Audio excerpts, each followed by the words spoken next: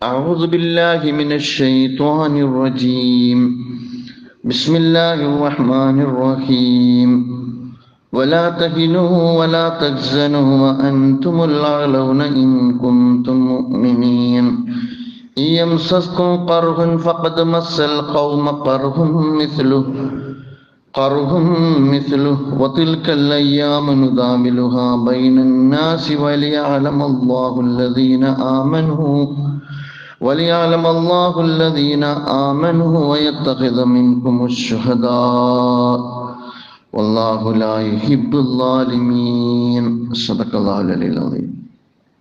സ്നേഹം നിറഞ്ഞ സത്യവിശ്വാസികളെ, വിശ്വാസിനികളെ, ജീവിതത്തിൻ്റെ എല്ലാ മേഖലയിലും അള്ളാഹുവിൻ്റെ വിധിവിലക്കുകൾ പാലിച്ച് തഖ്വയോടുകൂടി ജീവിക്കണമെന്ന് എന്നോടെന്ന പോലെ നിങ്ങളെയും ആദ്യമായി ഉപദേശിക്കുകയാണ്. അള്ളാഹു സുബ്ഹാനഹു വ തആല നമ്മെ എല്ലാവരെയും അനുഗ്രഹിക്കുമാറാകട്ടെ. വിശുദ്ധ റമദാൻ കഴിഞ്ഞ് സാധാരണ ജീവിതത്തിലേക്ക് നമ്മൾ പ്രവേശിച്ചു കഴിഞ്ഞു. വിശുദ്ധ റമദാൻ ആത്മീയമായി നമുക്ക് ഒരുപാട് ആവേശവും ഒരുപാട് പ്രചോദനവും നൽകിയ ഒരു കാലയളവാണ്. അതോടൊപ്പം തന്നെ ഈ റമദാൻ യുദ്ധാന്തരീക്ഷത്തിൽ കൂടിയാണ് നാം കടന്നുപോയത്. റമദാനിന് ശേഷവും നമ്മുടെ ജീവിത ചുറ്റുപാടിൽ സാരമായ മാറ്റങ്ങൾ ഉണ്ടായി എന്ന് പറയാൻ കഴിയാത്ത വിധം സാമൂഹ്യ, രാഷ്ട്രീയ, രാജ്യാന്തര രംഗമെല്ലാം വളരെ ശക്തമായി നിറഞ്ഞു നിൽക്കുന്ന ഒരു സാഹചര്യത്തിലാണ് നമ്മൾ ഉള്ളത്.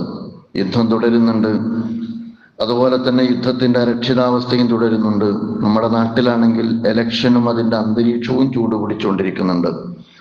ഇവിടെ എല്ലാം ഒരു വിശ്വാസിയെ സംബന്ധിച്ചിടത്തോളം നമ്മുടേതായ വിശ്വാസപരമായ അതിരുകളും അതിർത്തികളും വിശ്വാസപരമായ നിലപാടുകളും നിലവാരവും കാത്തു സൂക്ഷിച്ചിട്ട് വേണം നമുക്ക് ഓരോ കാര്യങ്ങളുടെ നിലപാട് വെച്ച് പുലർത്താൻ എന്നാണ് ആദ്യമേ ഉണർത്താൻ ഞാൻ ആഗ്രഹിക്കുന്നത്. യുദ്ധം തുടരുകയാണ് എന്ന് ഞാൻ പറഞ്ഞു. യുദ്ധവുമായി ബന്ധപ്പെട്ട അരക്ഷിതാവസ്ഥയും തുടരുകയാണ്. ഗസ പോലെയല്ല, നിങ്ങൾക്കറിയാവുന്നതുപോലെ GCC രാജ്യങ്ങളെ അത് സാരമായി ബാധിച്ചിട്ടുണ്ട്. അവിടെ ബാധിക്കുന്നത് നമ്മുടെ ജീവിതത്തെയും ബാധിക്കുന്ന കാര്യമാണ്. GCC രാജ്യങ്ങളെ മാത്രമല്ല, ലോകത്തെ ബാധിച്ചിട്ടുണ്ട്. ലോകത്തെ എല്ലാ മേഖലകളെയും അത് ബാധിച്ചു കഴിഞ്ഞിട്ടുണ്ട്. കൊറോണയ്ക്ക് ശേഷം ഒരുപക്ഷെ നമ്മുടെ സമ്പദ്ഘടനയെ സാരമായി ബാധിച്ചതും ഇനി ബാധിക്കാൻ പോകുന്നതുമായ ഒന്നായി ഇറാനിലേക്കുള്ള അമേരിക്കയുടെ കടന്നുകയറ്റം മാറാൻ പോവുകയാണ്. ഈ ലോകാന്തരീക്ഷത്തോട് പുറംതിരിഞ്ഞല്ല നമ്മൾ ജീവിക്കുക. അതിനെ മനസ്സിലാക്കിക്കൊണ്ടും അതിനെ ഉൾക്കൊണ്ടുകൊണ്ടും അതിനോട് നിലപാടെടുത്തും കൊണ്ടും തന്നെയാണ് വിശ്വാസി സമൂഹം തങ്ങളുടെ ജീവിതത്തെ മുന്നോട്ട് കൊണ്ടുപോകേണ്ടത്. മരണം സംഭവിക്കുന്നുണ്ട്, നാശം സംഭവിച്ചുകൊണ്ടിരിക്കുന്നുണ്ട്. നിരവധി പൈതൃക സ്വത്ത്, അതാണ് ഇറാന്റെ ഒരു പ്രത്യേകത. ഇറാഖ്, ബഗ്ദാദ് പോലെ തന്നെ ഇറാനിൽ ഒരുപാട് പൈതൃക സമ്പത്തുണ്ട്. അത്തരം പൈതൃക സ്വത്തുകൾ തകർക്കപ്പെട്ടുകൊണ്ടിരിക്കുന്നുണ്ട്. സിവിലിയന്മാർക്ക് നേരെ വരെ യുദ്ധം നടന്നുകൊണ്ടിരിക്കുന്നുണ്ട്. എന്നല്ല, സിവിലിയന്മാർക്ക് നേരെയാണ് യുദ്ധം നടന്നുകൊണ്ടിരിക്കുന്നത്. അതുകൊണ്ട് തന്നെ നേരും നെറിയും നോക്കി ഇസ്ലാമികമായ നിലപാട് ഇതിനെതിരെയും നമുക്ക് സ്വീകരിക്കാൻ കഴിയേണ്ടതുണ്ട്. യുദ്ധം അവസാനിക്കാനും സമാധാനം പുലരാനും യുദ്ധവെറി അവസാനിക്കുന്ന ഒരു പ്രഭാതത്തിന് സാക്ഷിയാവാനും വേണ്ടിയാണ് നമ്മൾ അള്ളാഹുവിനോട് പ്രാർത്ഥിക്കേണ്ടത്. പടച്ച റബ്ബ് നിർഭയത്വം നിലകൊള്ളുന്ന സമാധാനം പുലരുന്ന ഒരു നാളെ നമുക്ക് പ്രദാനം ചെയ്യുമാറാകട്ടെ എന്ന് സാന്ദർഭികമായി പ്രാർത്ഥിക്കുകയാണ്. നാം അനുഭവിക്കുന്ന പ്രയാസം മാത്രമല്ല നമ്മുടെ നിലപാടിന് ആധാരം എന്ന് പറയുന്നത്. നമ്മൾ ഒരുപാട് പ്രയാസം അനുഭവിക്കുന്നുണ്ട്. ഗ്യാസ്, എണ്ണവില, അതുപോലെ തന്നെ പ്രവാസി സമൂഹം. ഇന്ന് പട്ടണങ്ങളിൽ വരുന്ന ആളുകൾക്ക് മര്യാദയ്ക്ക് ചായ കുടിക്കാൻ പോലും പറ്റാത്ത സ്വഭാവത്തിൽ നമ്മുടെ സാധാരണ ജീവിതത്തെ, മലയാളിയുടെ സാധാരണ ജീവിതത്തിലേക്ക് വരെ ഹോർമുസ് കടലിടുക്കിൽ ഇറാൻ സ്വീകരിച്ച സമീപനം നമ്മുടെ ചായക്കോപ്പയിലേക്ക് വരെ കടന്നു വന്നു എന്നതാണ് പുതിയ യുദ്ധത്തിന്റെ പ്രത്യേകത എന്ന് നമ്മൾ മനസ്സിലാക്കണം. വിശുദ്ധ ഖുർആനിൽ ഒരു വചനമുണ്ട്, ഞാൻ പലപ്പോഴും ഓതാറുള്ളതാണ്. വീണ്ടും അതാണ് ഞാൻ ഇവിടെ പാരായണം ചെയ്തത്. വലാ തഹിനു വലാ തഹ്സനു വഅൻതുമുൽ അഗ്ലൗന ഇൻ കുൻതും മുഅ്മിനീൻ. നിങ്ങൾ ദുർബലരാകാൻ പാടില്ല, ദുഃഖിക്കാൻ പാടില്ല. വിശ്വാസത്തിന്റെ അടിത്തറയിൽ നിലപാട് സ്വീകരിക്കുന്ന ഒരു ജനതയാണ് എങ്കിൽ നിങ്ങളാണ് ഉന്നതന്മാർ എന്ന് ഖുർആൻ പറയുന്നുണ്ട്. രണ്ടാമത് അതിന്റെ തുടർച്ച എന്ന അർത്ഥത്തിൽ ഖുർആൻ പറയുന്നത് യംസസ്കും ഖർഹുൻ ഫഖദ് മസ്സൽ ഖൗമ ഖർഹുൻ മിസ്ലുഹു. യഥാർത്ഥത്തിൽ നിങ്ങൾക്ക് ക്ഷതമേറ്റിട്ടുണ്ട്, അതേസമയം തന്നെ അവർക്കും ക്ഷതമേറ്റിട്ടുണ്ട്. വതിൽക്കൽ അയ്യാമു നുദാവിലുഹാ ബൈനന്നാസ്. ജയപരാജയങ്ങൾ, കയറ്റിറക്കങ്ങൾ എന്ന് പറയുന്നത് അള്ളാഹുവിന്റെ ചര്യനുസരിച്ച് ഒരിടത്ത് മാത്രം നിലകൊള്ളുന്നതല്ല. എന്നും ഒരു ജനത തോൽക്കാനും എന്നും ഒരു ജനത ജയിക്കാനുമല്ല. ജയപരാജയങ്ങൾ എന്ന് പറയുന്നത് മാറി മറിയുന്നതാണ്. വലിയാലം അല്ലാഹുല്ലദീന ആമനു, നിങ്ങൾക്കിടയിൽ നിന്നുള്ള വിശ്വാസികൾ അള്ളാഹുവിനെ അറിയണം. വയത്തഖിദ മിൻകുമു ശുഹദാ, നിങ്ങളിൽ നിന്നുള്ള സത്യസാക്ഷ്യവും അതുപോലെ തന്നെ രക്തസാക്ഷ്യവും സ്വീകരിക്കണം. വല്ലാഹു ലാ യുഹിബ്ബുൽ ളാലിമീൻ, അക്രമികളെ അള്ളാഹു ഇഷ്ടപ്പെടുന്നു എന്നല്ല നമ്മൾ മനസ്സിലാക്കേണ്ടത്, അക്രമികളെ അള്ളാഹു ഇഷ്ടപ്പെടുന്നില്ല എന്നുള്ളതാണ്. അതുകൊണ്ട് തന്നെ ഗസയിൽ നിങ്ങൾക്ക് എല്ലാവർക്കും അറിയാം, ഏകപക്ഷീയമായ തീമഴയാണ് ഗസയിൽ വർഷിച്ചിട്ടുണ്ടായിരുന്നത്. യോദ്ധാക്കളോടല്ല, അവിടെയും സ്ത്രീകളോടും കുട്ടികളോടുമാണ് യുദ്ധം നടന്നത്. എല്ലാം തകർത്തു. അതേസമയം എന്നാലും ആ ജനത തോറ്റുകൊടുത്തില്ല എന്നാണ് ലോകം വിലയിരുത്തിയത്. ഈ ഗസയിലെ ജനത എല്ലാം നഷ്ടപ്പെട്ടപ്പോഴും എല്ലാവരെയും നഷ്ടപ്പെട്ടപ്പോഴും തോൽക്കാത്ത ഒരു ജനത ലോകത്തിന്റെ മുമ്പ് എണീറ്റ് നിന്നു എന്നതാണ് ചരിത്രത്തിൽ തൂഫാനുൽ അഖ്സ വഴി രേഖപ്പെടുത്തപ്പെട്ടത്. ഇറാനിലും യുദ്ധാരംഭം അല്ലെങ്കിൽ കടന്നാക്രമണം ആരംഭിക്കുന്നത് പെൺകുട്ടികൾ താമസിക്കുന്ന, കൊച്ചുകുട്ടികൾ താമസിക്കുന്ന ഇടങ്ങളിലേക്ക് ബോംബ് വർഷിച്ചുകൊണ്ടാണ്. ഇപ്പൊ ലബനാനിൽ വൈറ്റ് ഫോസ്ഫറസ് ഷെൽസ് വരെ അവർ ഇന്ന് ഉപയോഗിച്ചു കൊണ്ടിരിക്കുന്നുണ്ട്. അത് വായുവുമായി സമ്പർക്കത്തിൽ ഏർപ്പെട്ടാൽ അഗ്നിഗോളമായി മാറുകയും വലിയ തീപ്പൊള്ളലേൽക്കുകയും അസ്ഥികൾ വരെ ചാമ്പലാവുകയും ചെയ്യുന്ന അപകടകരമായ രാസപദാർത്ഥങ്ങളാണ്. അവർ യുദ്ധത്തിൽ ഇത് പ്രയോഗിക്കുമ്പോഴും അവർ പറയുന്നത് ഇറാൻ ആയുധം ഉപയോഗിക്കുമോ എന്ന ആകുലതയാണ് ഇതിന്റെ കടന്നാക്രമണത്തിന് ആധാരമായിട്ട് അവർ പറയുന്നത്. നമ്മൾ മറന്നിട്ടില്ല, 2023 ഇറാഖിനെതിരെ കടന്നാക്രമണം നടന്നപ്പോഴും വെപ്പൺ ഓഫ് മാസ് ഡിസ്ട്രക്ഷൻ അഥവാ മാരകായുധങ്ങൾ അവർ സൂക്ഷിച്ചു വെച്ചിരിക്കുന്നു എന്ന് പറഞ്ഞിട്ടാണ് ഇറാഖിലേക്കും കടന്നു വന്നത്. ഇറാൻ തകർന്നു, ഇറാനിലെ ജനത തകർന്നു, ആയിരക്കണക്കിന് ലക്ഷക്കണക്കിന് ആളുകളും മരിച്ചു. ദയനീയമായ ജീവിത സാഹചര്യം ഇറാഖിലേക്ക് സാമ്രാജ്യത്വം സമ്മാനിച്ചു. അതിന്റെ ശേഷിപ്പുകൾ ഇന്നും നിങ്ങൾക്ക് ഇറാഖിൽ കാണാവുന്നതാണ്. സമാനമായ വാദങ്ങൾ ഉന്നയിച്ചുകൊണ്ടാണ് യഥാർത്ഥത്തിൽ അവർ യുദ്ധം ആരംഭിച്ചിരിക്കുന്നത്, നടത്തിക്കൊണ്ടിരിക്കുന്നത്. യുഎസിന്റെ യുദ്ധം യഥാർത്ഥത്തിൽ ഇസ്രായേലിന് വേണ്ടിയാണ് എന്ന് നമുക്കറിയാം. യുദ്ധം തുടങ്ങിയത് ആരാണെന്ന് ചോദിച്ചാൽ ഇസ്രായേലാണ് യുദ്ധം തുടങ്ങിയത്. ഇസ്രായേലിന് വേണ്ടി അമേരിക്കയെ കൊണ്ട് യുദ്ധം ചെയ്യിക്കുകയാണ്. ഇസ്രായേലിന്റെ ലക്ഷ്യം എന്താണെന്ന് ചോദിച്ചാൽ അവരുടെ ഗ്രേറ്റർ ഇസ്രായേൽ എന്ന് പറയുന്ന അജണ്ടയാണ് എന്ന് നമുക്കറിയാം.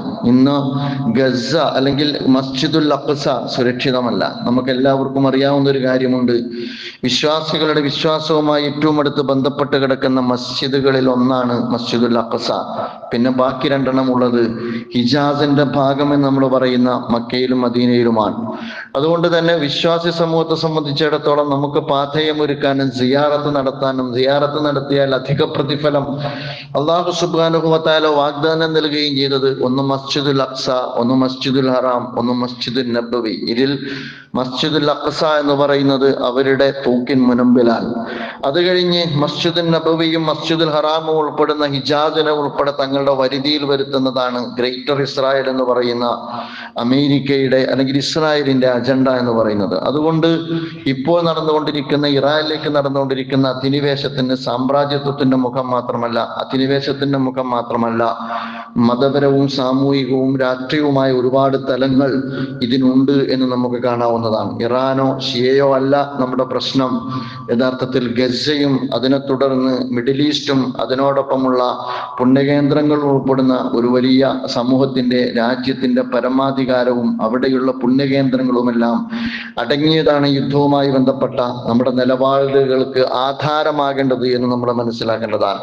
സാമ്പത്തിക അജണ്ട എന്നും അമേരിക്കക്കുണ്ട്. എണ്ണയുമായി ബന്ധപ്പെട്ട താല്പര്യം എന്നും അമേരിക്ക വെച്ചു പുലർത്താറുണ്ട്. ഡോളർ അവരെ സംബന്ധിച്ചിടത്തോളം അവരുടെ കരുത്തിന്റെ പ്രതീകമാണ്. സൈനികമായ താല്പര്യങ്ങളും ആയുധ കച്ചവടവും പലപ്പോഴും അവർ അവരുടെ അധിനിവേശത്തിനും കോളനിവൽക്കരണത്തിനും ആധാരമായി അവർ നിലനിർത്താറുണ്ട്. വംശീയമായ ആക്രമണങ്ങളും അമേരിക്കയെ സംബന്ധിച്ചിടത്തോളം ലോകത്തുടനീളം അവർ നടത്തിക്കൊണ്ടിരിക്കുന്നുണ്ട്. അതിൻ്റെ കൂടെ ഗ്രേറ്റർ ഇസ്രായേൽ കൂടി ചേരുമ്പോൾ സമഗ്രമായ പദ്ധതിയാണ് ഇപ്പോൾ ഇറാനിൽ വർക്ക് ചെയ്തുകൊണ്ടിരിക്കുന്നത് എന്ന് നമുക്ക് കാണാൻ കഴിയും. നിങ്ങൾക്കറിയാം, ഏതാനും മാസങ്ങൾക്ക് മുമ്പാണ് വെനിസ്വേലയിലെ എണ്ണപ്പാടം പിടിച്ചടക്കാൻ വേണ്ടി വെനിസ്വേലയിലെ ഒരു പരമാധികാര രാഷ്ട്രത്തിന്റെ ഭരണാധികാരിയെ അവിടെ നിന്ന് പൊക്കിയെടുത്ത് അമേരിക്ക തങ്ങളുടെ സ്വന്തം രാജ്യത്ത് വിട്ടുതടങ്കിലാക്കി തങ്ങൾക്ക് പറ്റുന്ന ഒരു ഭരണാധികാരിയെ വെനിസ്വേലയിൽ അവരോധിക്കുന്നത്.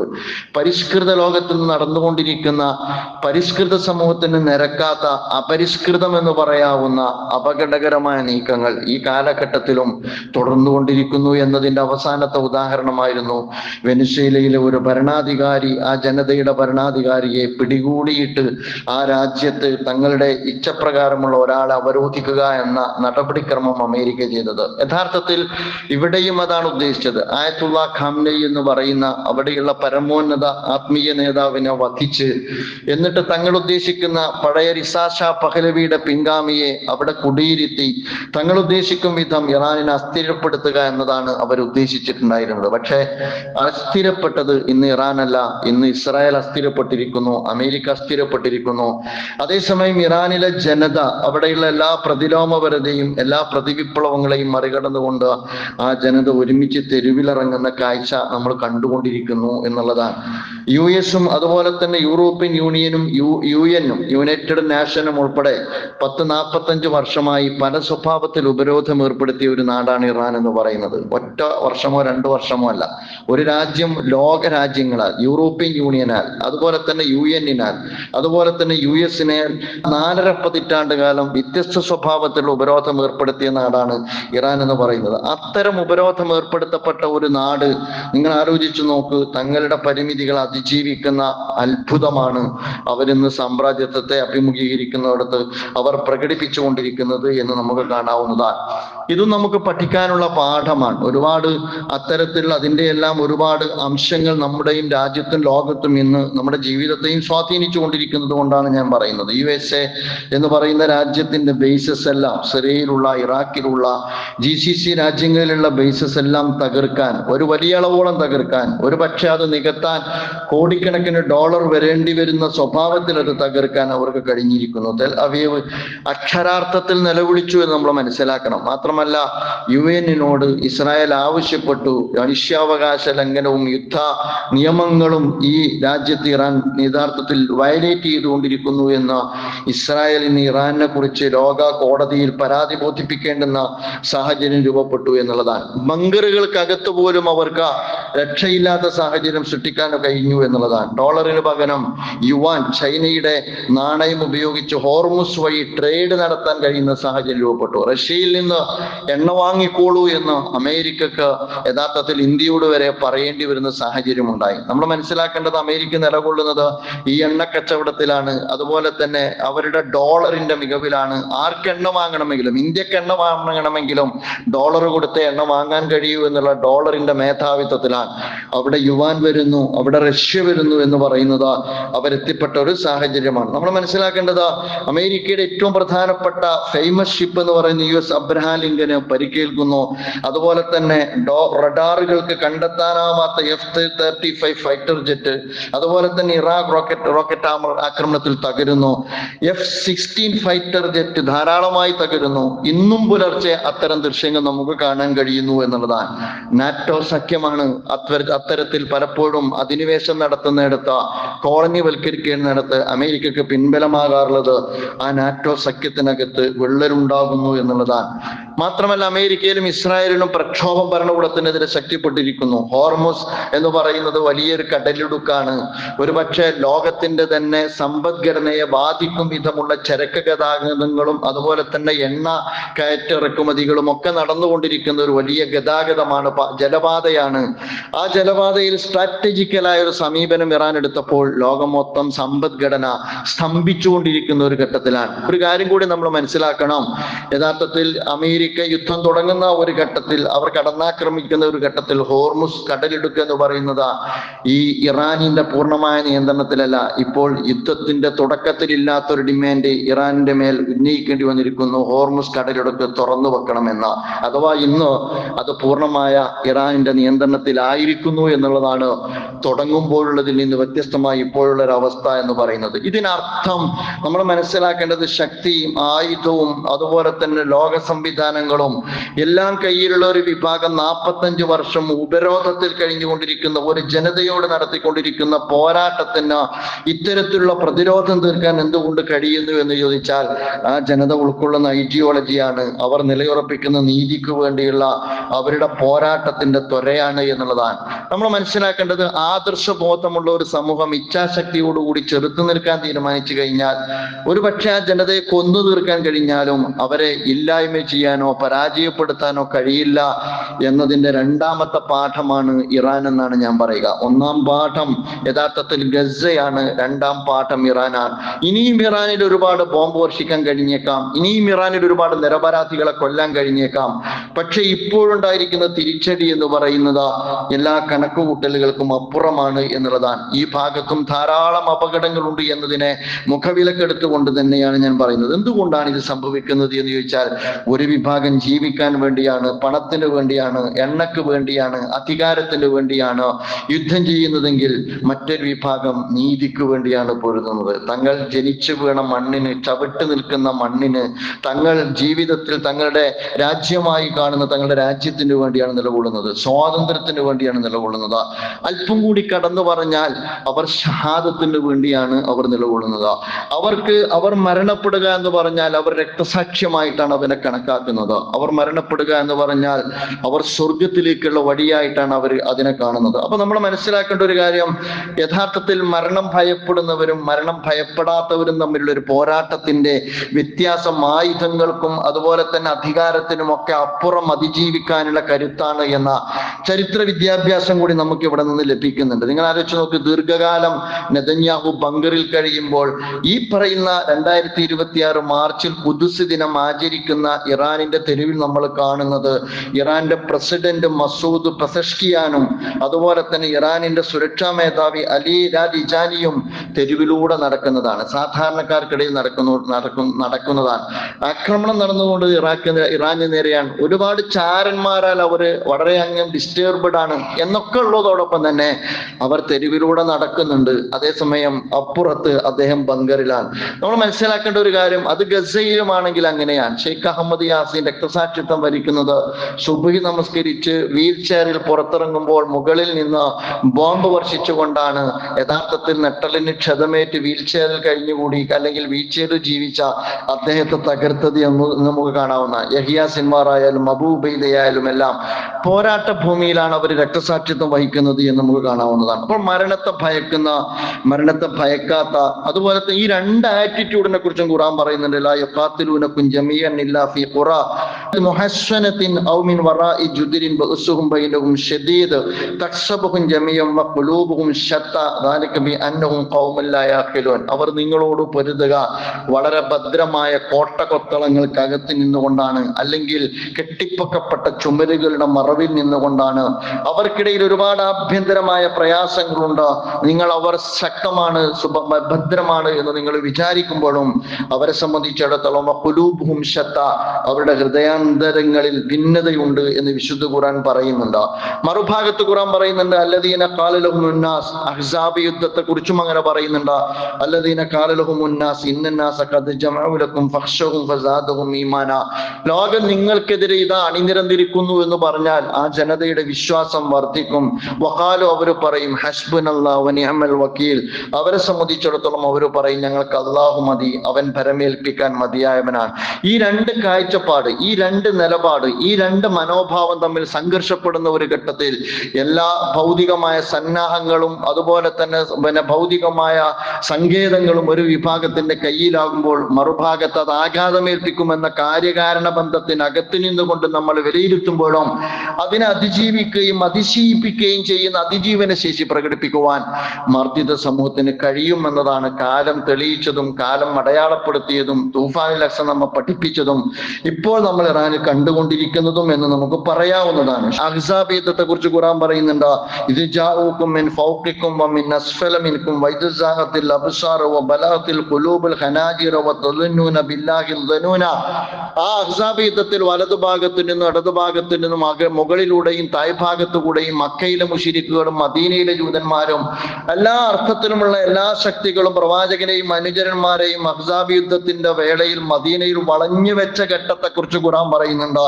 ആ സന്ദർഭത്തിന്റെ ഒരു പ്രത്യേകത എന്താണെന്ന് ചോദിച്ചാൽ ബലഗത്തിൽ ഖുലൂബുൽ ഹനാജിറ, അവരുടെ ഹൃദയം ഇങ്ങ് തൊണ്ടക്കുഴിയിൽ എത്തും വിധമുള്ള ഇടുക്കം അവർക്ക് അനുഭവപ്പെട്ടു. വതദുന്നൂന ബില്ലാഹി ദനൂന, അള്ളാഹുവിനെ കുറിച്ച് റബ്ബെ എന്താണ് ഈ പടച്ച റബ്ബ് കാണിക്കുന്നത് എന്ന സ്വഭാവത്തിലുള്ള ഒരുപാട് ഊഹങ്ങൾ പോലും അവർക്കിടയിൽ ഉദിച്ചുപോയ സന്ദർഭം ഉണ്ടായിട്ടുണ്ട്. എന്നിട്ട് ഖുർആൻ പറയുന്നുണ്ട് ഹുനാലിക ഉബ്തുലിൽ മുഅ്മിനീന വസുൽസിലു സിൽസാലൻ ശദീദ. മുഅ്മിനീങ്ങൾ തീക്ഷണമായി പരീക്ഷിക്കപ്പെട്ടു. ഭയപ്പെട്ടു, അവർ വിറപ്പിക്കപ്പെട്ടു. പക്ഷെ അഹ്സാബ് യുദ്ധത്തിൽ അവർ അതിജീവിക്കുകയാണ് ചെയ്തത്. കാരണം കാര്യകാരണ ബന്ധത്തിന്റെയും സന്നാഹങ്ങളുടെയും സംവിധാനത്തിന്റെയും യോദ്ധാക്കളുടെയും കാര്യത്തിൽ മറുഭാഗം അതിജീവിക്കാനുള്ള എല്ലാ കരുത്തും കാണിക്കുന്ന ഘട്ടത്തിലും അതിനെ അതിജീവിക്കാൻ അവർക്ക് കഴിഞ്ഞത് ഈ അർത്ഥത്തിലുള്ള വിശ്വാസി രൂപപ്പെടുത്തിയെടുത്ത മനോഭാവമാണ് എന്നുള്ളതാണ്. ജീവിത കാഴ്ചപ്പാടുകളിലെ വ്യത്യാസമാണ്. യുദ്ധം നടക്കുന്ന ഒരു സമൂഹത്തെ അഭിമുഖീകരിക്കുന്നിടത്ത് ഖുർആൻ പറയുന്നുണ്ട്, നിങ്ങൾ പ്രേരിപ്പിക്കുക ആ യുദ്ധത്തിലേക്ക്.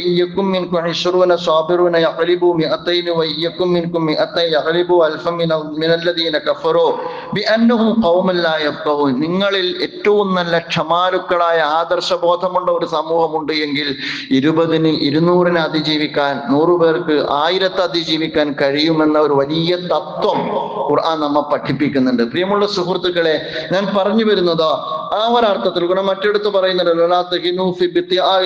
ഒരു ജനതയുമായി ബന്ധപ്പെട്ടുള്ള സംഘർഷം അല്ലെങ്കിൽ ഒരു ജനതയുമായി നിങ്ങൾ പോരടിച്ചു കൊണ്ടിരിക്കുന്ന ഒരു ഘട്ടത്തിൽ അവരെ വിട്ടേച്ചേക്കരുത്. എന്നിട്ട് ഖുർആൻ പറയുന്നുണ്ട്, നിങ്ങൾ വേദനിക്കുന്നുവെങ്കിൽ അവരും വേദനിക്കുന്നുണ്ട്, നിങ്ങൾക്ക് സ്ട്രെസ് ഉണ്ടെങ്കിൽ അവർക്കും സ്ട്രെസ് ഉണ്ട്. മാത്രമല്ല പക്ഷേ അവരാഗ്രഹിക്കാത്ത ഒന്ന് നിങ്ങൾ ആഗ്രഹിക്കുന്നുണ്ട്, അത് സ്വർഗമാണ്. അവർക്ക് കിട്ടാത്ത ഒന്ന് നിങ്ങൾക്ക് കിട്ടാൻ പോകുന്നുണ്ട്, അത് ഷഹാദത്താണ്. ആ ഒരു അർത്ഥത്തിൽ, ആ ഒരു വിശ്വാസ സങ്കല്പത്തിൽ നിന്നുകൊണ്ടാണ് ഇന്ന് ഒരു ജനത സാമ്രാജ്യത്വത്തോടും സയനിസത്തോടും പൊരുതിക്കൊണ്ടിരിക്കുന്നത് എന്ന് നമ്മൾ മനസ്സിലാക്കണം. അത് ഇറാന്റെ ഒരു പ്രത്യേകതയാണ്, ഗസയുടെ ഒരു പ്രത്യേകതയാണ് എന്ന് നമ്മൾ വിചാരിക്കരുത്. ആ വംശീയത നമ്മുടെ നാട്ടിലും വേരൂന്നിക്കൊണ്ടിരിക്കുന്ന ഒരു കാലത്താണ് നമ്മൾ ജീവിച്ചുകൊണ്ടിരിക്കുന്നത്. നമുക്കറിയാം, നമ്മുടെ രാജ്യത്ത് വംശീയത ശക്തമാണ്. അത് ഭരണകൂട രൂപം പൂണ്ടിട്ടുണ്ട്. NRC, UCC, വഖഫ്, SIR, FCR.